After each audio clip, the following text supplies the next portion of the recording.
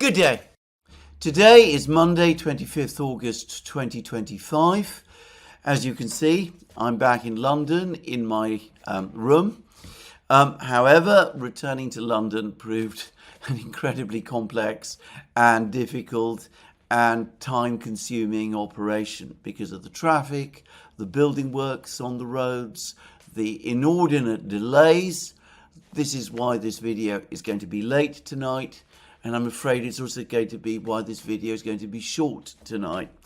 I apologise for this. It is another symptom of the deeper crisis in Britain that I discussed in my programme yesterday. The concerns that some are expressing that Britain is heading towards a financial crisis. In fact, I should say that whilst I was out of London, I saw yet further signs of economic distress. And I also saw symptoms which I will discuss perhaps more thoroughly in a programme which we will do on the Duran, that parts of the population at least are becoming increasingly exasperated by the situation and that we might indeed be closer to a social crisis than I had, to be frank, imagined. But I'm not going to discuss this further in today's programme because, as I said, this programme is going to be a short one and it is going to be about the major geopolitical issues that concern this channel and our channel on the Duran, and it is about those that I wish to speak.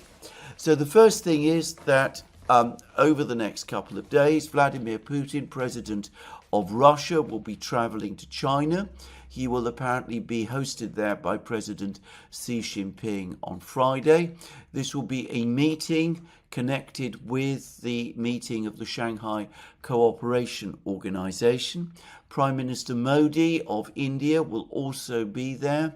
There will be apparently 4 days of meetings over the course of the Shanghai Cooperation Organization meeting, and Putin will be there for all of them.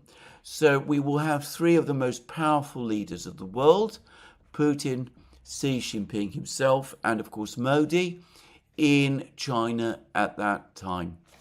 And it is likely that there will be other important leaders there too. 20 heads of government or heads of state in total will apparently be attending this meeting. And I understand that Antonio Guterres, the Secretary General of the United Nations, has also decided to come, which is perhaps, given that he is something of a weather vane in these matters, is perhaps a further sign of the importance of this meeting, which is going to be taking place in China. Now, on the Duran, we recently did a program, Alex Christoforou and myself, in which we discussed how the sanctions and tariff pressure that the United States has been exerting, not just on Russia now, but on other key BRICS states, China, of course, but also India and Brazil, far from causing the BRICS to splinter, is in fact consolidating BRICS. It is bringing them closer together. And by the way, I should say, in parenthesis, that next year, in 2026, it is India, not Brazil anymore, which will be leading the BRICS and which will be taking the process of BRICS integration further, which is undoubtedly one of the main topics that Modi will want to discuss whilst he is in China with Putin and Xi and with the other leaders who are there. Anyway, we can see how this is playing out, and I said that Guterres is a weather vane, and the fact that he's turning up at this meeting in China shows the importance that the global community is attaching to it.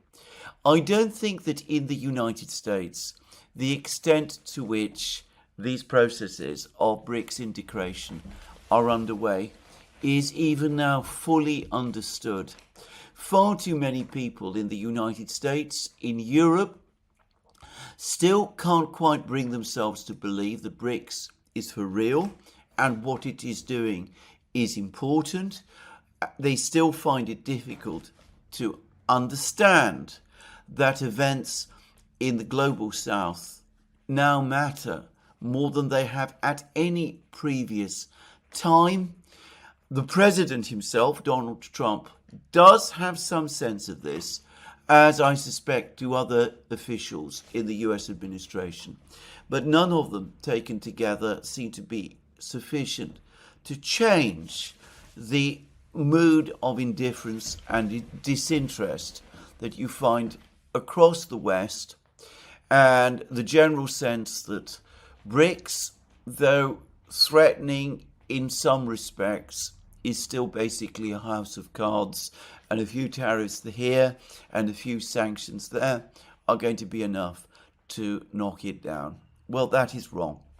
Meanwhile, the President of the United States and the various European leaders and President Zelensky continue to maneuver around each other in the aftermath of the summit meetings between President Trump and President Putin in Alaska, and President Trump and President Zelensky and the European leaders in Washington.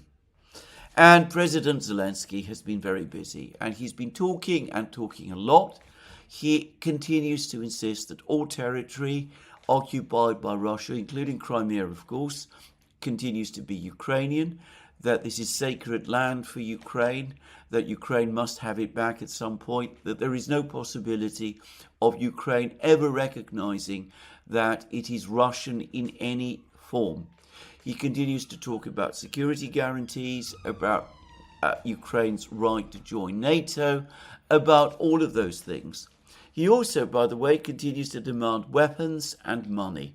This has been the constant theme of Zelensky's presidency.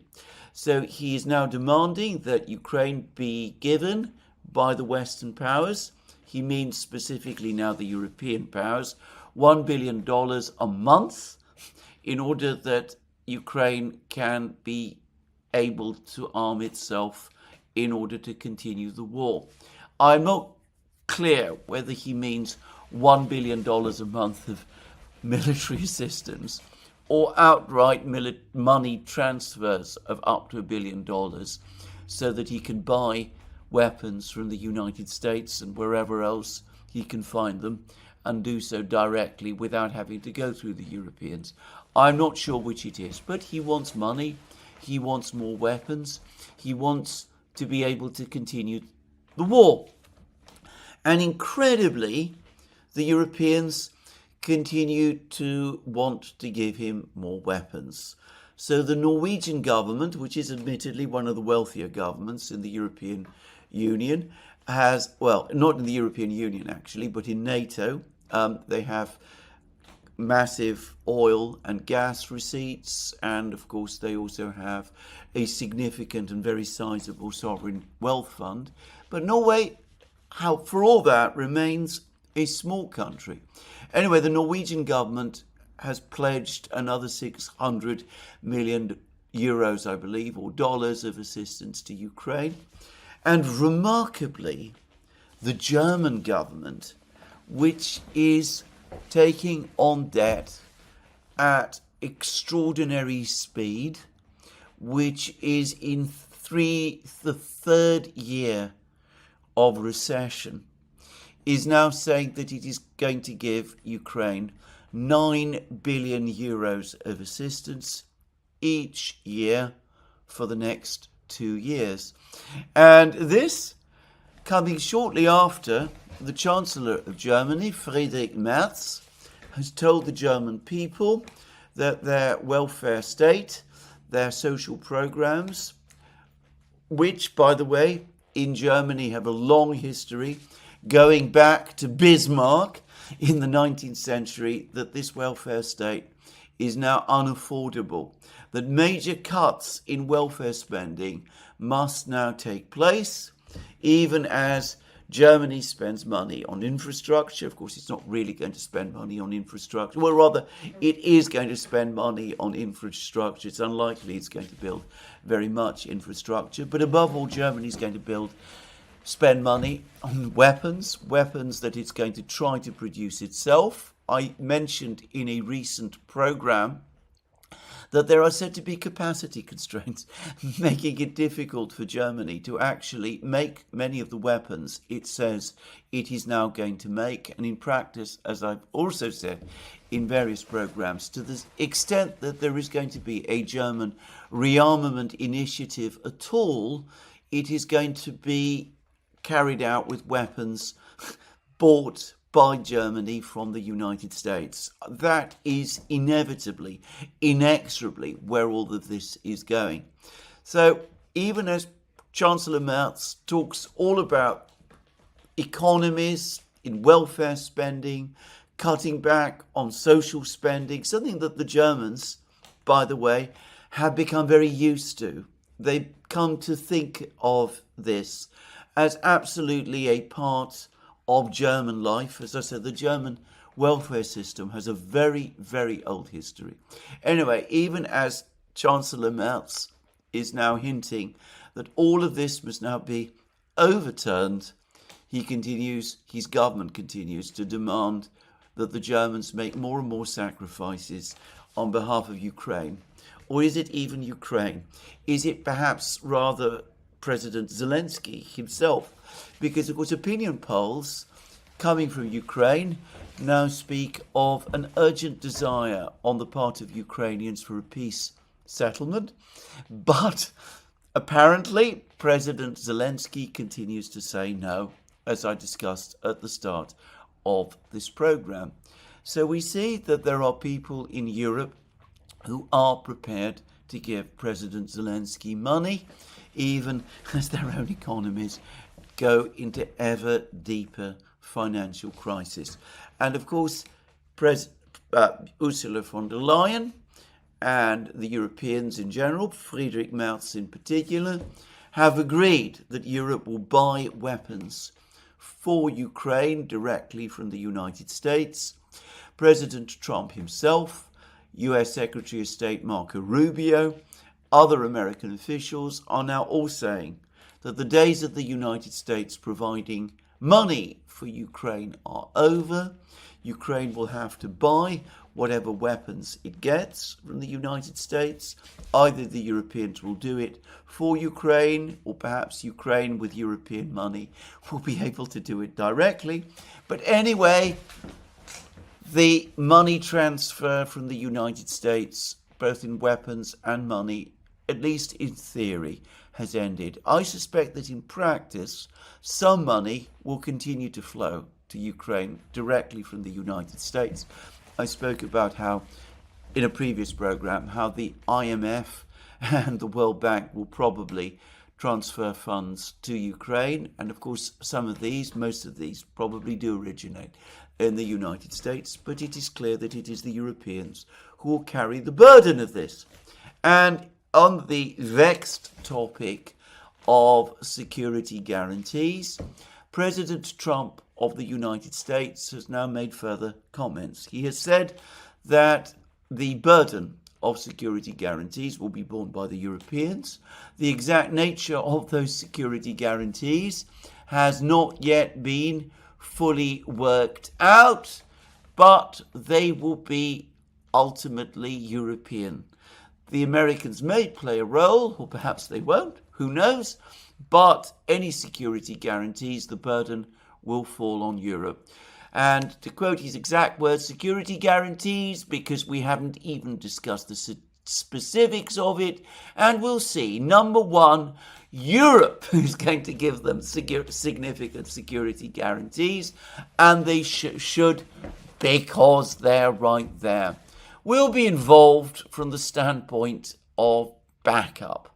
Well, we've already said that these security guarantees that Trump might be talking about now, that the Europeans might be talking about, fortunately for them, are never going to be given because the Russians have already said no, and because they are fighting a war with Ukraine, and because the Western powers don't want to fight Russia, so they're not going to give Ukraine security guarantees whilst that war is underway. The Russians, to all intents and purposes, have a veto over this whole topic. But again, we see how the Europeans are embracing more burdens, more responsibilities, even as their economies decline, even as the burdens increase, and even as President Zelensky's demands simply go on growing. Never the one word peace. Never the word peace. Never the word peace from any European leader. They're not happy with the fact that President Trump met with President Putin.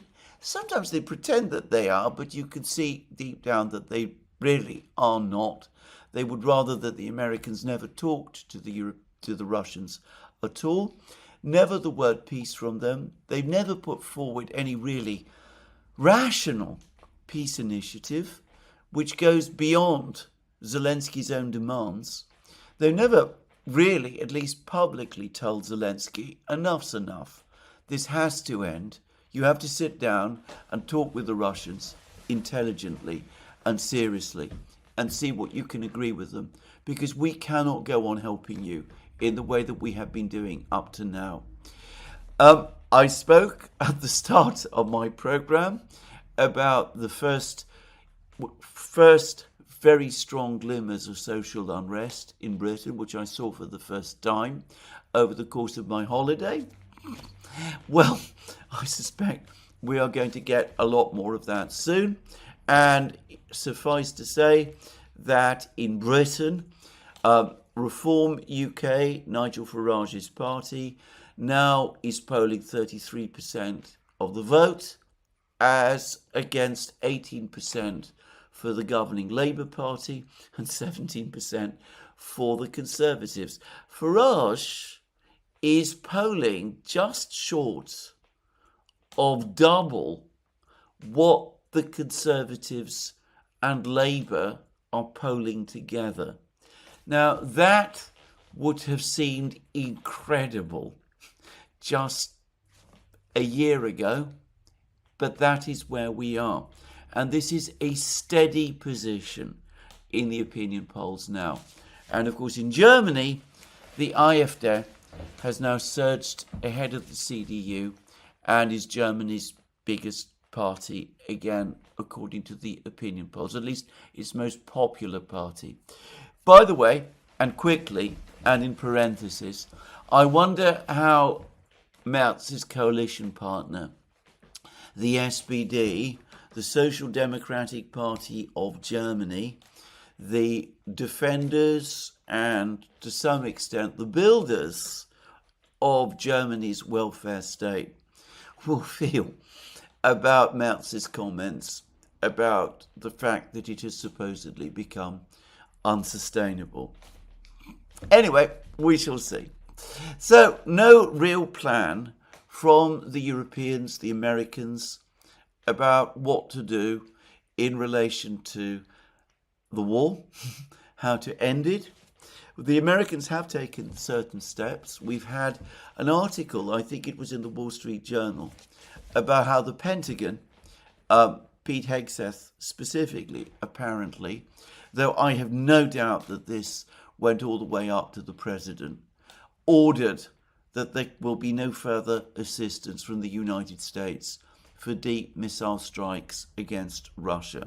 So further ATACMS strikes against Russia, further strikes using Storm Shadow missiles against Russia, that apparently has ended. Of course, Ukraine does plan to conduct deep strikes against Russia itself. It may not be able to do that with ATACMS missiles or with Storm Shadows and Scalp missiles, which anyway only have a limited range. Its SAPSAN missile program, ballistic missile program, which would have produced a ballistic missile which might just possibly have had the range to reach Moscow. Anyway, that has apparently been mostly destroyed by the Russian military. But it does have the Flamingo missile, the new super long range, super heavy, super large cruise missile that the Ukrainians are displaying and which they say they will be able to produce in quantity. I cannot comprehend how missile strikes using this missile can effectively happen without some intelligence input from the United States. Just saying. So you should perhaps take this article in the Wall Street Journal, if it was the Wall Street Journal, about the United States forbidding deep strikes into Russia, with something, deep missile strikes deep into Russia, with something of a pinch of salt.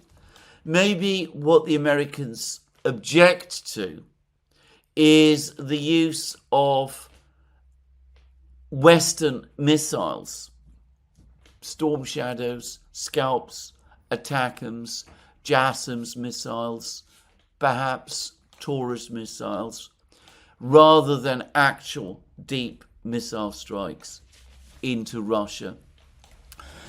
But whatever, it does seem that they are in the process of trying to distance themselves from any missile strikes deep into Russia that might eventually take place.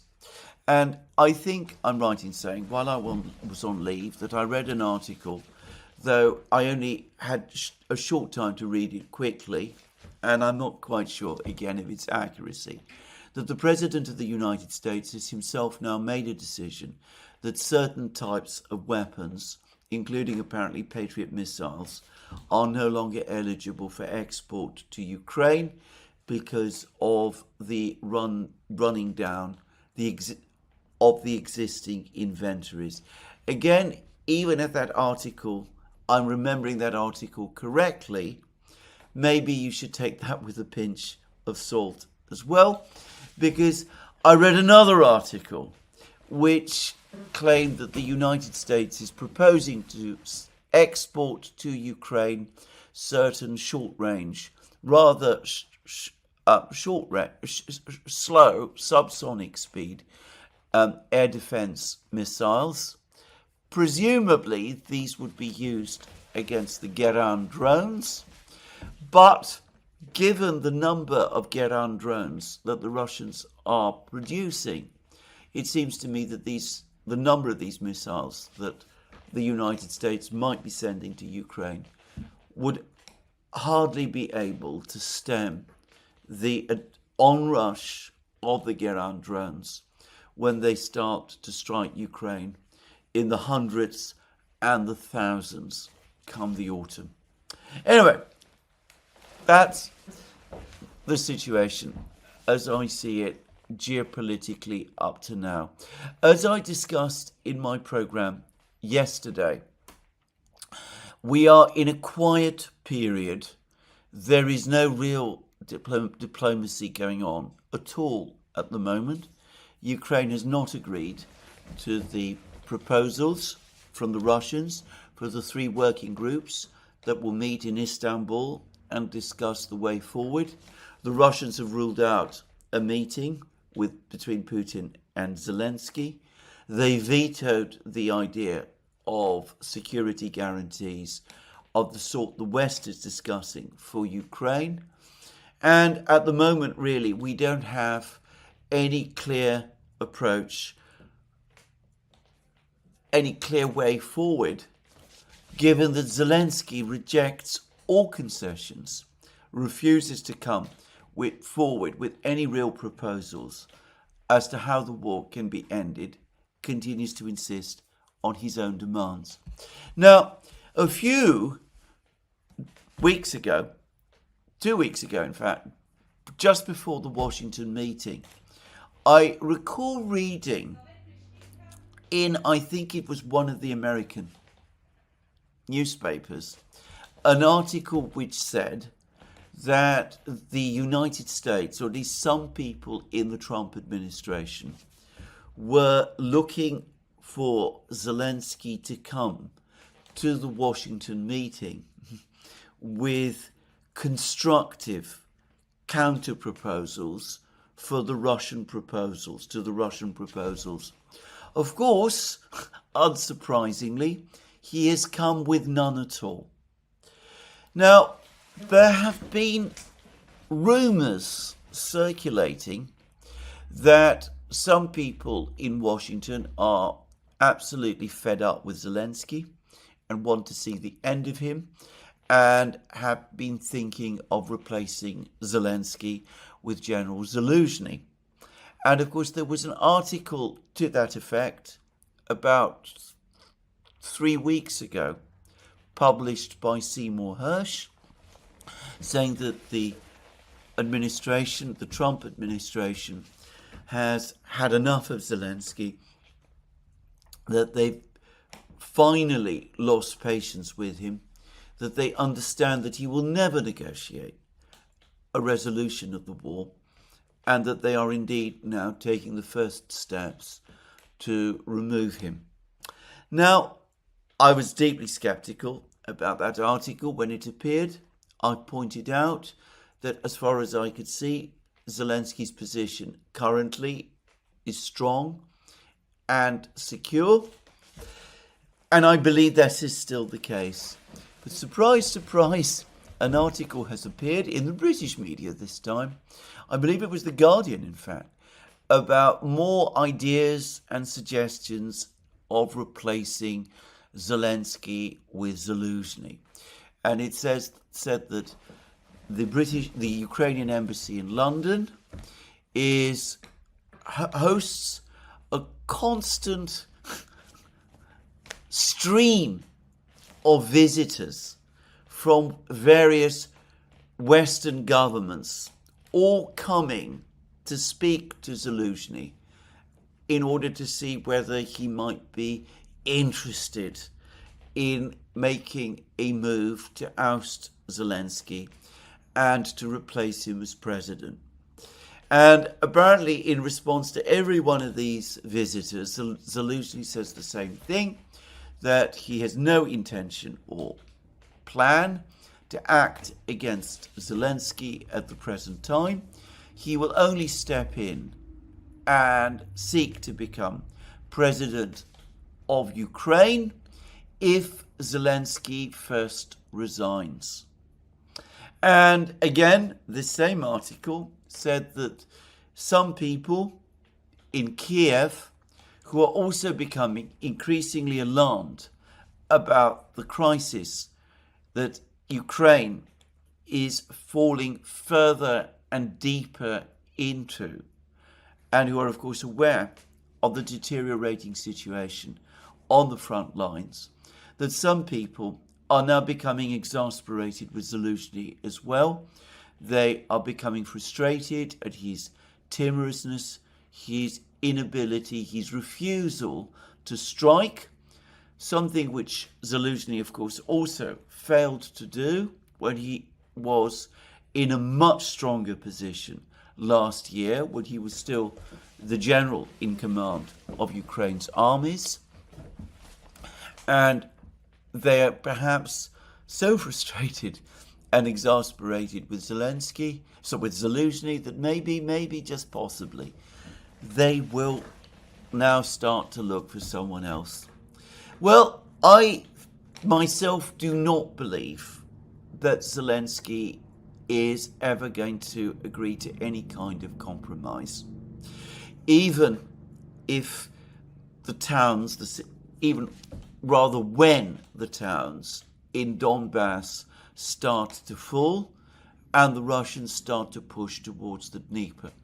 I don't believe that Zelensky has the ability or the capacity or the political space to compromise in the way that some people in Kiev and more people perhaps in Washington and even a few people in London now might want him to.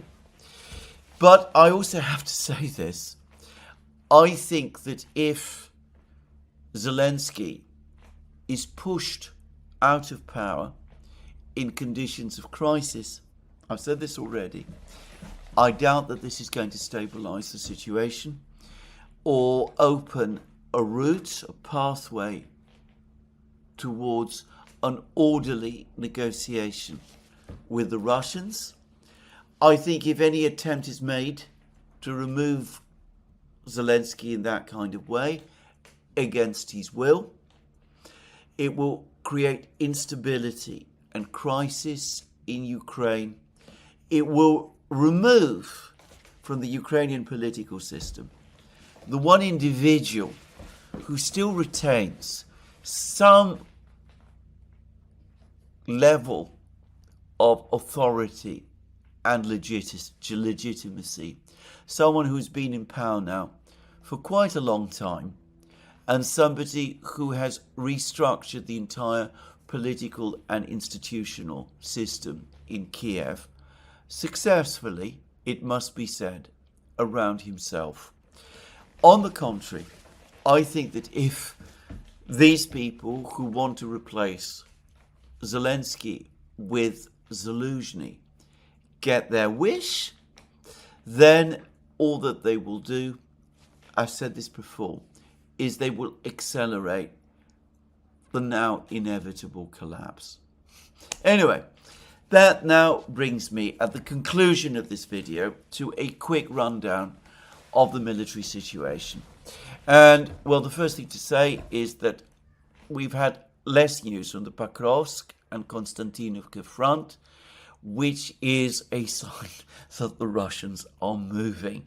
That has been the invariable situation when we stop hearing news from any part of the battlefronts.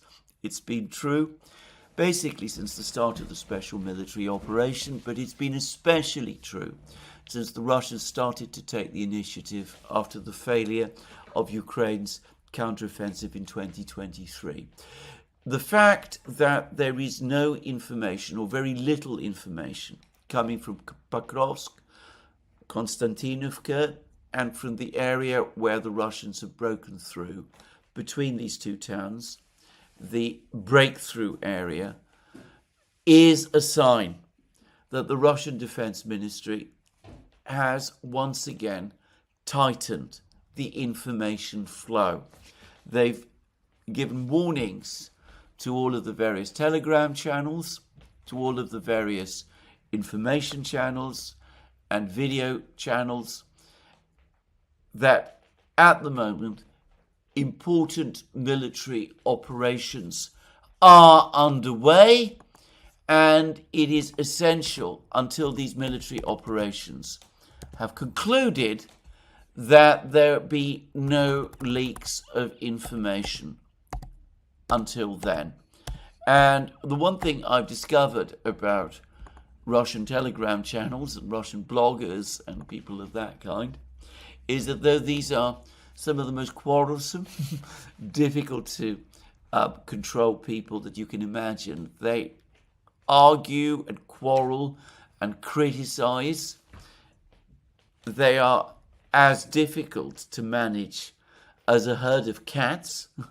Nonetheless, when they do get these kind of instructions from the Russian Defense Ministry, they invariably follow them. So that is why I suspect we're not getting information from the Pokrovsk, Konstantinovka area. There are rumors that the Russians now have cleared the entire Kliban-Beek area. There are rumors that the Russians have established a significant breakthrough positions in eastern Konstantinovka. There are also rumors, which, by the way, here I believe them to be true, that the Russians now control or rather are not controlled, but that they have made a successful breakthrough into the village of Shakhove to the northeast of Pokrovsk. This is a village north of Vladimirovka, which the Russians captured a few days ago. And if Shakhove is captured, then, as I said, the area of the breakthrough will have been massively expanded, and the Russians will be in a very, very strong position indeed to conduct encirclement operations, both of Pokrovsk and Konstantinovka. But to repeat, these are rumors at the moment. Quite likely these are all true, but it's possible that there are other things going on as well. It could be that the Russians are now mopping up in Rodinska, north of Pokrovsk. And it could also be that the Russians are now pushing northwards from Kotlino and Udachny to the remaining E50 road. But if we are getting less information from this key area, the Pokrovsk-Konstantinovka area, the Ukrainians themselves are now admitting that there is a major crisis in the Liman-Siversk area. There's a Ukrainian report which says that the Russians have broken through so far and so fast that there is no proper front line anymore, that the Russians have the initiative right across this area, that there are many Ukrainian forces that have been left behind and which are trapped. This reminds me very much of the Kursk situation, by the way. When the Russians broke through in Kursk, again, there were lots of small groups of Ukrainian soldiers who were left behind and who the Russians then had to mop up. So we're being told that something very similar is now playing out in this area too. And to repeat it, what I've said already, the Russians are so far now to the west of Siversk, and Siversk itself is so far in a salient that I personally believe that the Ukrainians at some point in the next few days could quite plausibly order a withdrawal from Siversk. I think that Siversk has lost its relevance, its utility to the Ukrainians anymore. The entire Liman-Siversk area looks like it's collapsing. And I think that even Zelensky will probably eventually be persuaded that holding on to Siversk is simply to doom the Ukrainian troops who are defending it, an entire brigade, as I understand, basically to their fate, to no useful purpose. And I believe that it is not just Siversk which the Ukrainians are likely to withdraw from very soon, because we've now got a lot more information about the situation in Kupiansk, further to the north. The Russians have definitely occupied a significant area of northern Kupiansk, and it looks as if they're also in the industrial sector of Kupiansk, which is, by the way, located to the east of the Oskol River. But the Russians control all of the villages to the west of Kupiansk, and though there are some villages to the south of Kupiansk, which the Ukrainians still control, and there are some small roads into Kupiansk that they control as well, it seems that the Russians still already have drone control over all of these roads. And again, the situation in Kupiansk now is so critical that I understand even Ukrainian commentators are starting to say that the time has come to accept that there should be a withdrawal from the town. If not Ukrainian commentators exactly, then commentators who I would judge as being overall sympathetic to Ukraine.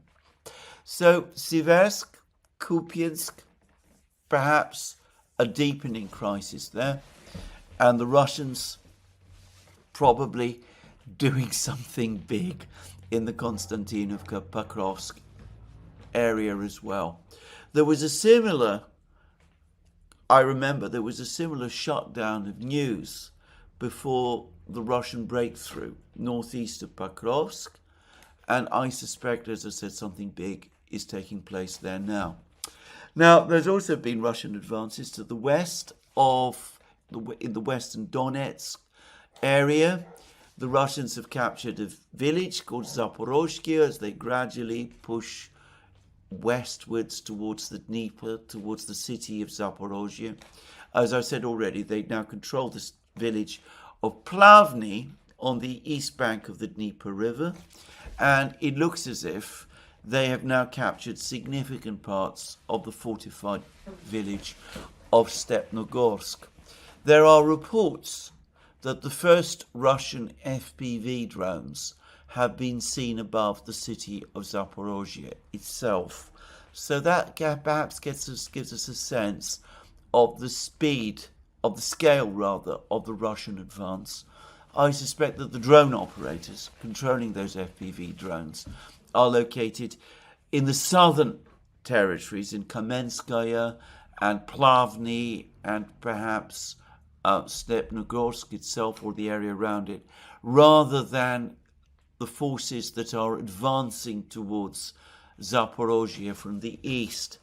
Now, there was a lot of talk a couple of days ago about a Ukrainian counterattack in western Donetsk. I've discussed in previous programs how these counterattacks are ephemeral, how all they do is lose Ukraine men and machines to no useful purpose. Exactly the same seems to be happening. The Russians have now stopped the Ukrainian counterattacks and are now counterattacking themselves. They've apparently recovered some of the ground that the Ukrainians recaptured. It looks as if an entire Ukrainian brigade was thrown into this attack, these counterattacks over the last week. It's suffering significant losses, apparently. And as I said, I suspect it will all have been for nothing. Again, more men, more machines killed and lost. Men and machines Ukraine doesn't have and cannot replace. And of course, it's the same story in the important counterattacks that took place that the Ukrainians organized north of Pokrovsk. Those appear to have had no real ultimate effect. And of course, General Syrski himself admitted that the counterattacks in Sumy region were unsuccessful as well. The counterattacks around Pokrovsk, it's fair to say, did result in a small boost to what has up to now been plunging Ukrainian morale. At least when I talk about plunging Ukrainian morale, perhaps more accurately, I mean the plunging morale of the authors of the Ukrainian Telegram channels and the bloggers and people of that kind. Over the last 2 days, I've noticed that their morale is starting to sink again. It's become clear that the Ukrainian counterattacks have been unsuccessful, that the Russians have held on to their critical advances, that the noose around Konstantinovka and Pokrovsk is tightening, and that in other parts of the front lines, the Russians continue to advance. And perhaps, again, a lot of the statements of support from Europe, the friendly attitude or seemingly friendly attitude to Zelensky from the President of the United States during the Washington meeting, all of that might have contributed a little to the uptick in Ukrainian morale. But I think as the days have passed, more and more people in Ukraine have come to understand that all of those meetings meant nothing in particular. All those fine words from Europe and the United States cannot in the end change anything. The situation continues to deteriorate for Ukraine. The Russians continue to get stronger. the Ukrainian army continues to get weaker. The Russians continue their methodical advance, their lava flow. The Ukrainians continue to struggle to try to hold it back, expending what remains of their strength in their efforts to do so. And that, I think, is where we are at this time in this war. It remains an extraordinary example of the sunk costs theory, that the Europeans continue to throw money at Zelensky and Ukraine in what is now a lost cause, even, as I said, as their economies and their finances sink. They can't apparently kick the habit of doing it. They tell each other, we can't let Ukraine fail or fall. The geopolitical catastrophe for us would be too great if it did. And all they're doing, of course, is they're throwing away more money and they're ensuring that the geopolitical catastrophe, when it comes, will be greater still. It never seems to occur to these people that what they're doing is also doing further and further harm to Ukraine itself, causing more men to die, more cities to be destroyed, more the Ukrainian economy plunge further and lower. But just go on giving money, just go on giving words of encouragement that you can never fulfill, make promises you cannot honor, continue to bankroll Zelensky, the most extraordinary person, in my opinion, to continue to support in that way. But then you could have said the same about people like President Thieu of South Vietnam. Anyway, go on bankrolling and supporting him until the Russians get to the Dnieper, until the Russian tank perhaps rolls up to Bankova, the building which holds Zelensky's office in Kiev itself, until the Russians perhaps roll beyond the Dnieper, until they reach Lvov. Heaven knows until then. When? Well, on that very sour note, I'm going to finish today's program with apologies again for its late appearance and its relative shortness. This is where I end today's program. Let me remind you again, you can find all our programs on our various platforms, Locals, Rumble and X. You can support our work via Patreon and Subscribestar and by going to our shop. Links under this video. Last but not least, please remember, if you've liked this video, to tick the like button and to check your subscription to this channel. Tomorrow, it will be business as usual. Thank you once more.